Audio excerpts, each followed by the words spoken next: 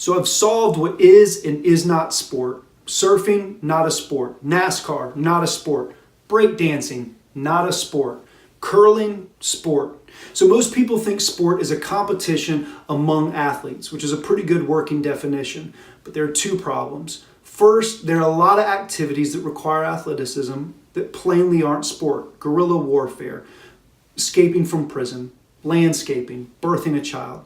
Second, we live in a game culture, and so we're constantly gamifying everything. Think Top Chef and Spelling Bees and Project Runway and that cup stacking thing.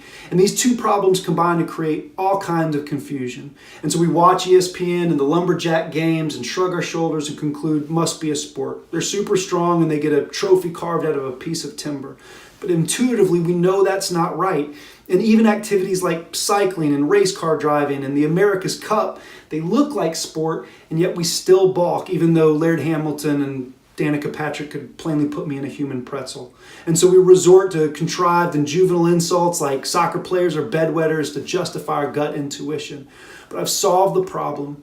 When we doubt sport, we are reacting subconsciously to activity out of context.